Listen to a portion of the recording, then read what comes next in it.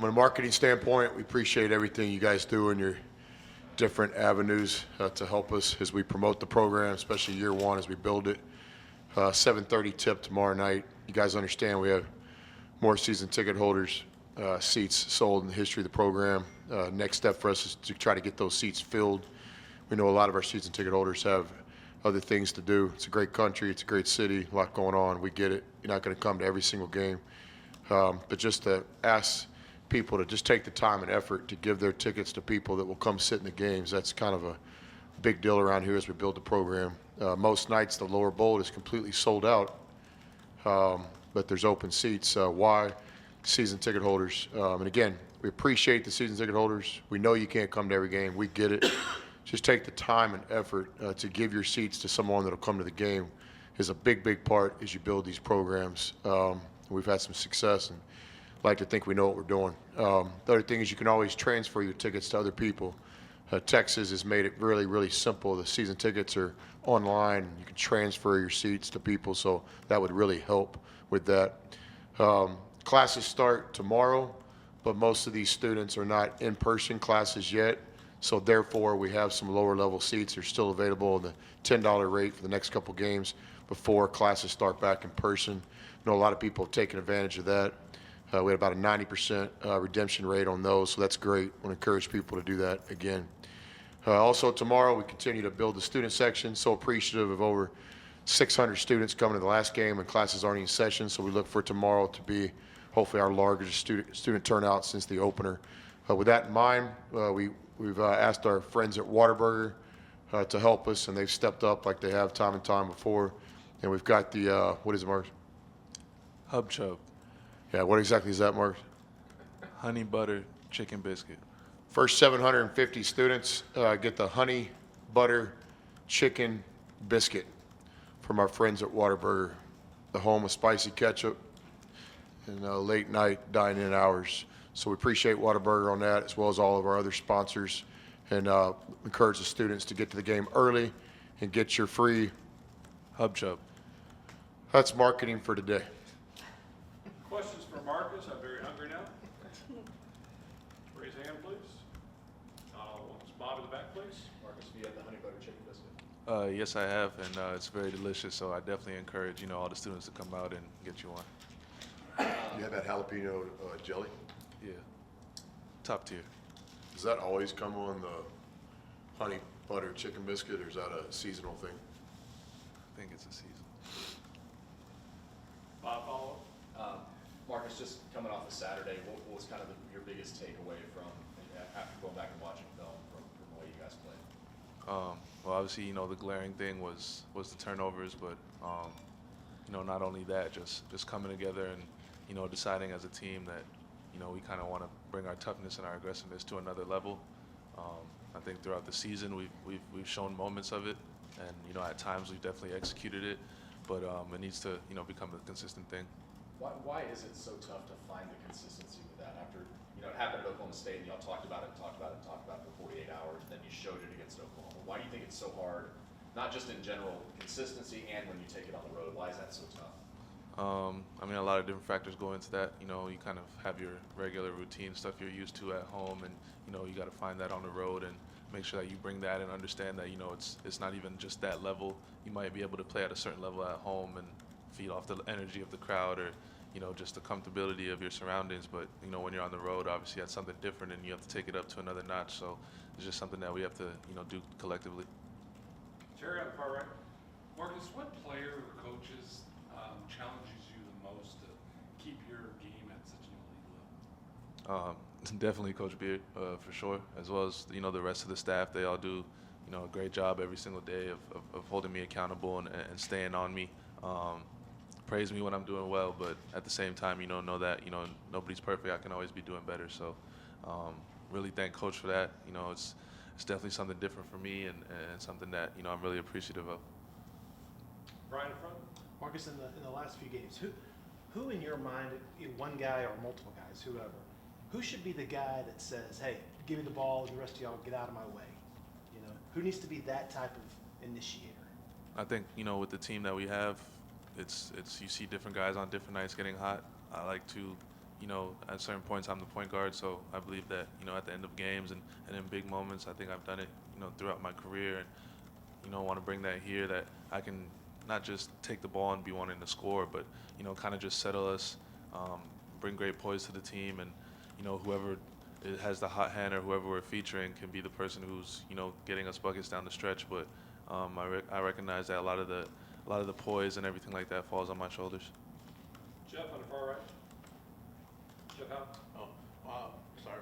Marcus, when you went back and watched the tape and looked at the turnovers on Saturday, how much of that was, you know, credit to Iowa State, what they were doing defensively, and how much of that do you guys look at and say, hey, that's stuff you can clean up to you know, cut that number of turnovers down?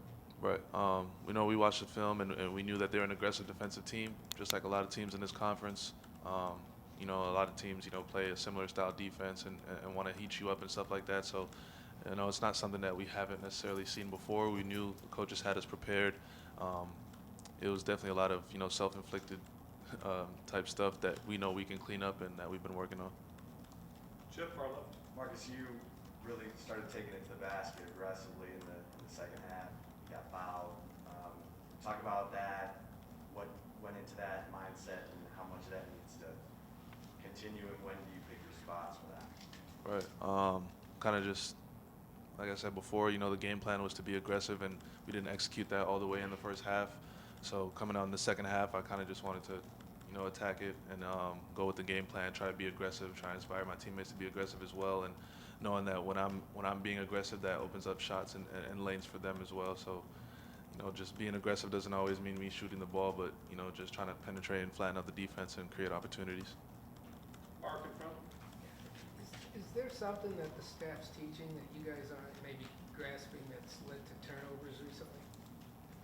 Yeah, they do a great job of, you know, showing us film and different fundamentals that, you know, we have to take heed to in our games. And, of course, you know, this is our first time with them. So, you know, it's definitely something that we're all working on and working on implementing to our game. And, you know, that just has to show up on a nightly basis.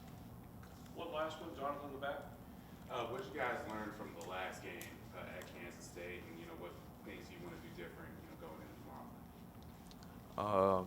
You know that they're, first of all, obviously they're missing some key guys, so we know that they're going to come out, you know, with a different type of confidence and a different type of aggression.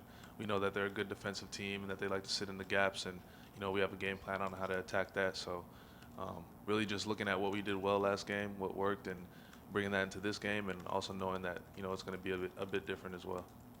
Thank you all. Appreciate it. Thank you. Thanks, Marcus. Thanks, Mark.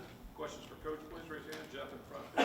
Chris, I know you talked about this a little bit on Saturday, but, you know, when you have a situation like you did with Timmy, where he gets those 2 fouls in the first 50, 60 seconds, whatever it is, how much of that is a learning experience for your guys, knowing that it could be, you know, the first 4-minute game or the first 60 seconds where game plan, rotation, everything gets thrown out of whack on something you don't foresee happening? Well, I think it's a reminder that adversity is going to come in different forms, and we have to respond. You know, I don't normally comment about officiating. You guys know that, but second, tough call. I mean, tough call in the second one. I mean, those guys aren't perfect, nor am I, nor are the players, nor is anybody. Scotty Mack's close, but yeah. So just an adversity more than anything. So you're looking at a tough call. You're looking at one of your best players being out, and guys have to respond. But that's part of basketball. Ryan in front. Yeah, Chris, you know, Marcus did a good job of maybe the last 5 minutes or so of being aggressive, trying to be that guy. But who do you, if it's not him, who do you want being the guy that, you know, has the Reggie Freeman mindset of give me the ball, get out of the way, I'm going to go score when you badly need a basket? Yeah, you got to have several of those guys, Brian. You got to, you know, you're going to try to win a championship, be a Final Four contender. You have to have several options. So certainly it starts with Marcus, point guard. Obviously Courtney Ramey being an experienced guard in that backcourt. Got to start seeing the forwards like that. You know, like last game in the turnovers, you know, 9 turnovers from our front line. It's just not. That's where the problem lied. And so you got to be able to envision coming down and playing through Dylan or Trey or CB in a big moment. Obviously Timmy Allen's done it in his career. We have a lot of confidence in Timmy. Jones is one of the all-time, you know, great scorers. So it has to come in different fashions. But I understand the question. I mean, you want 5 aggressive guys out there. You know, you want guys being aggressive in your role. Chip on the far left. Andrew, I mean, he's been outstanding, shooting the ball from the field, three-point, everything. How would you rate his defense? He had the 4 steals a couple of games ago. How would you rate Andrew's defense and how he's doing there? Yeah, I think the thing for me, you know, halfway through the season is I recognize Andrew's willingness to try to change and to try to do what we were asking him to do, what the organization needs him to do. I think his heart's in the right place. Andrew's a guy that can take the evaluation. He can watch the film. You can tell him the truth. He takes it. I don't want to speak for him, but I think he'd be the first to tell you that he's improved, but he's got to take the next step. And, you know, one of the big threes down at Iowa State late in the game was just a misassignment by him. And I'm not calling out players, but Andrew's a grown man. He's a veteran. You asked the question, and Andrew would answer it the same way. You know, still there's some defensive lapses from time to time, just concentration. He's obviously tough enough physically and smart enough basketball IQ and experienced, athletic. He has all the intangibles to be a great defender. He's working on it extremely hard. I would recognize his steal numbers just like you did in the question. I mean, he's getting a lot of things done. I would say he's playing the best defense in his career, but we're 3-2 in the Big 12, and that's not good enough. Terry, far right. Coach, you have one of the top scoring defenses in the country. Can you talk about how do you practice for that? What are you doing in practice for them to be so consistent at holding it? I often talk about, it looks like you put a chain fence around the three-point line. They have a sign that says beware of Texas. Can you guys talk about how do you stay consistent? Well, defense is our mentality, our identity, as it is with every other school program in this league. You know, you think about the league, fellas. You know, Coach Weber's going to bring another K-State defensive team in here. We just played against Iowa State. You know, maybe the best defense in the league in some ways. You know, Kansas has had a dominating hold on this league consistently for a long time. They always have one of the top defenses. Period. You know, it's hard to score 70 against a Bill Self team. Obviously, Baylor, a great run that has consistency with it. National championship. You know, where'd it come from? It's their defense. You know, it used to be a 2-3 zone you had to play against in Waco. Now it's one of, or if not the best defense in college basketball. So I think here with us, we're just trying to compete in this league. And to compete in this league, you got to have, you know, a situation where people can't get easy baskets on you. And so I appreciate the compliments and the question, and the guys are trying really hard at it. We try to recruit to it. We try to coach it. We try to teach it. Why? We're trying to win. Ross in front. In terms of your preparation for tomorrow, have you guys done anything to hone in on Nigel Pack, who I think had 21 last time out and is their leading scorer? Yes, Pack's a good player. I think last year you take Cade Cunningham out of the mix. I think Pack's got a chance to be the Big 12 freshman of the year in our league, which is an obvious award. He was on the all-freshman team. That's hard to do in this league. He's a guy that's gotten better from year 1 to 2. I always recognize the coaching staffs when that happens, as well as the player. You know, he used to be kind of more of a jump shooter. He's starting to impact the game in different ways. Seems to be playing with a different kind of aggressiveness and confidence offensively. And then defensively, you know, Coach Weber's teams are always going to have that identity. So with Pack, yes, he'll be a focal part of our game plan. It's really hard to guard those guys just one-on-one. So we'll have to play some good team defense on Pack tomorrow. He's one of the, you know, the best sophomores in college basketball. Time for about 3 more. Chip on the far left. Chris, who's your best perimeter defender? Do you use any metrics on that, or is that purely eye test? And who's your best inside defender? Yeah, both. You know, you look at those numbers, but sometimes it's more of a gut feeling. You know, when we had Chris Jones, I don't care what those assistants were saying. If the game's on the line, Chris Jones is on the ball.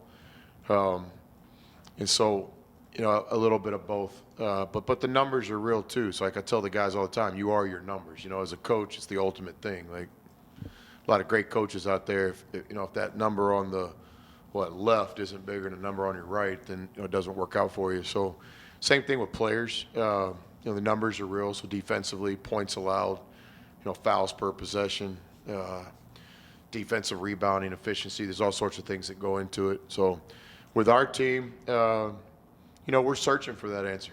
I think obviously, we got some guys like a Ramey or Devin, Marcus that bring the competitiveness, but we're searching for that consistency.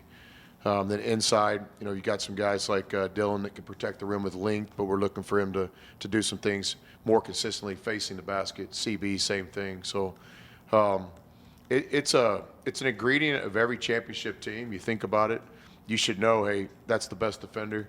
When this league ends up, fellas, you can remember I said this, whoever wins the championship in this league will have one, maybe even two guys on the all-defensive team.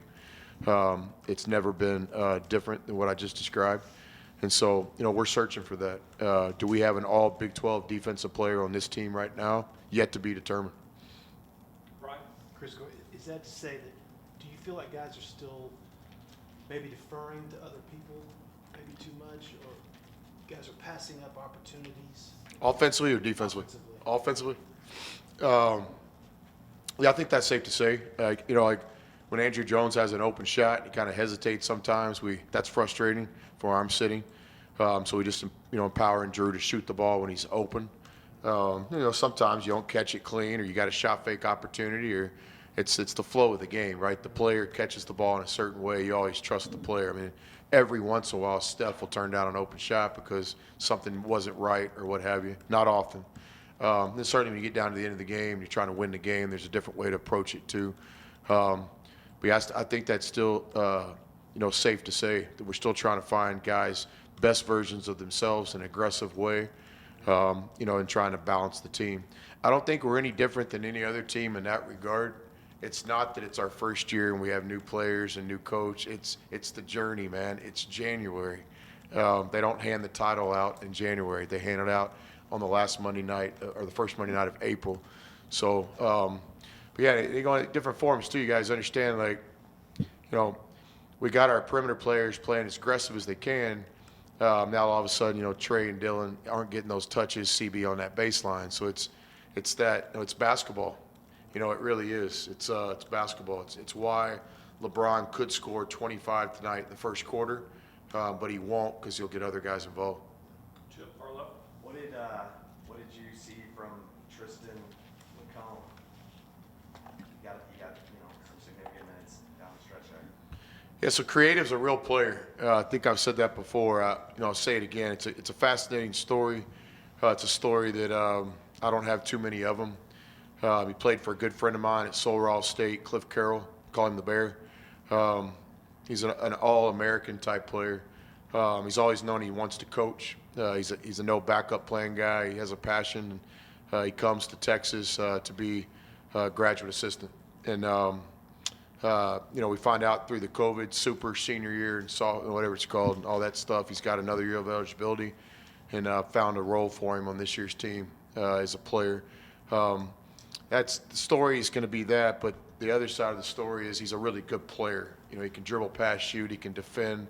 On a different kind of roster makeup, he would have probably already gotten another opportunity by now, but it's how basketball is. You wait. It's how life is. Took me a long time to be sitting in this chair. It took many of you guys a long time to be where you are. And so, but yeah, so it's like Andrew Jones. I've said before, when people ask me about Jones's courageous battle with cancer, I'll talk about it all day. But I also quick to recognize, hey, the guy's a really good player too. So the story shouldn't just be that. I think the same thing with Creative. He's a good basketball player, and I'd look for him to get an opportunity as the season goes on. I have a lot of confidence when I put him in the game. And I think the other night he showed that. He played good basketball. We all understand, what Avery Benson is too, an experienced player. When Avery's name was called the other night, those two guys impacted the game. And that game was going south quick. Those guys not only calmed the storm, but they played winning basketball. They gave us a chance to win the game in the last 4 minutes. Last one to Bob in the back. Yeah, I want to go back to something you just said about it's just mid-January. You've still got really 2 months till you get to the tournament. Do you think your guys have grasped what you want them to do, and they're just trying to make it kind of go on the court? Like they get it, but they're not there yet as a team consistently. Is that maybe the toughest challenge right now that you're trying to figure out? I think it's probably a little bit of both. I mean, there's obviously things we still have to implement and execute, but we do all that all the way down.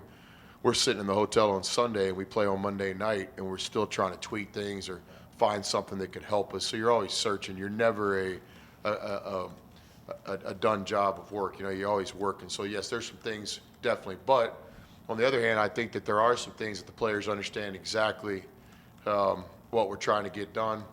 And, you know, it's an excuse to try to do the first-year deal, first-year coach and all that. I mean, like, we're not supposed to be coming down the floor and handing the ball to the other team. You know, our 3 Big 12 wins, we're under 10 turnovers a game. That's best in college basketball. And our 2 Big 12 losses, we're at 17 a game. And I haven't won many games over the years turning the ball over 17 times. So I think the players grasp that. I think they understand the objective and what we have to do to get that done. But I think there's also some other things that we have to continue to get better at it. So I think it's both, in my opinion. Thanks all, appreciate your time. Appreciate it. Thank you, sir. Anybody gonna go to Whataburger?